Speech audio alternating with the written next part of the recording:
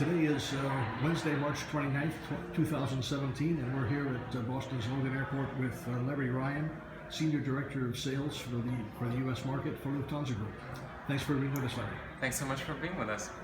Lufthansa is introducing the A350 on the Boston-Munich route.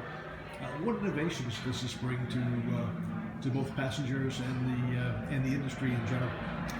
Okay, so first and foremost, since we're sitting here at Logan looking across the beautiful landscape here at homes across the runway, we're really proud because, of course, environmental impact is very much part of Lufthansa's DNA. And first and foremost, we're talking about bringing an aircraft in which brings the absolute most modern technology in terms of fuel consumption as well as resulting carbon footprint. So both of those being reduced by 25%. I think everyone here appreciate that. And at the same time, thinking of these neighbors across the way, we're also talking about a 50% reduction in terms of noise for the environment in general. And those are two values that I think not necessarily individual passenger might think about while they're on board, but something that we're proud of bringing in terms of replacing the aircraft and renewing our fleet as we always do. Narrowing it down to the individual passenger, what his actual experience or her actual experience is on board, there are a few new innovations that have been brought on board. There will continue to be more, and the framework of the aircraft is enabling these innovations, if you will.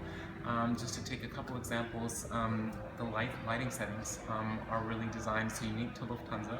There are 24 settings, which pretty much follow the individual's biorhythm, be it nighttime where a certain tone enables more rest, daytime things are cooler lighting, which are enabling more energy.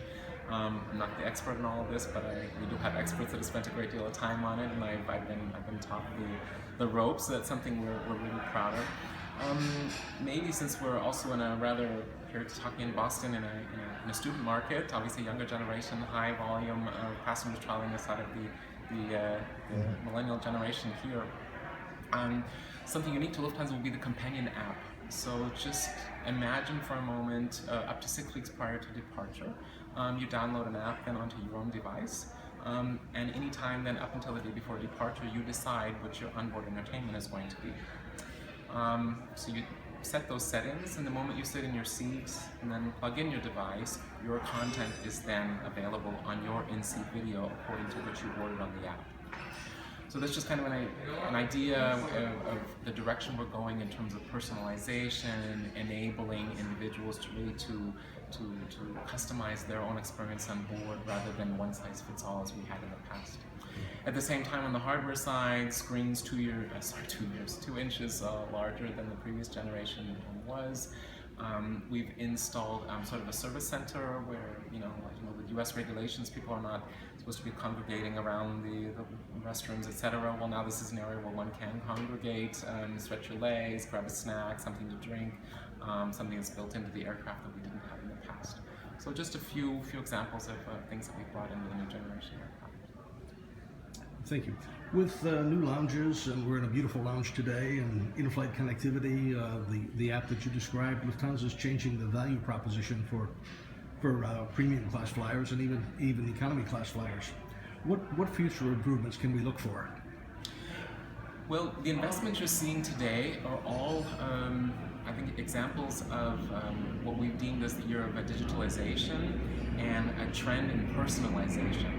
So it's very much our intention to enable, again, what I was talking about before with regards to onboard entertainment, but more and more enabling of individual passengers to create their experience from the time they're checking in for the flight, be it online or not, till the time they've picked up their bags at the airport.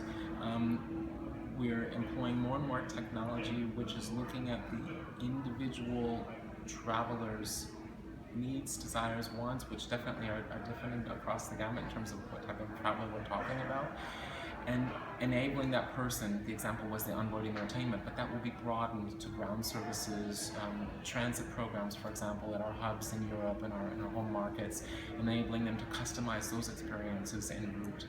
So it's all about personalization heading in and into the future. So kind of gives you a rough feeling anyways the direction we're going. Mm-hmm. It sounds great. Has the recent ban on electronics with some of the Middle East carriers impacted you folks in terms of increasing your traffic or bringing people over across through Europe where the ban is not in place? From a point of sale U.S. perspective, which is what I'm responsible for here, we've had a relatively strong footprint in the Middle East for quite some time. We haven't really seen any spikes or changes in that. It's remained stable through the communication that's come out recently with regards to the ban. Knowing that could change any time in one direction or the other, we of course remain very alert in terms of the advice coming from the authorities. But right now, our demand to and from is pretty much stable. Okay, great. Thank you for being with us. Thank you.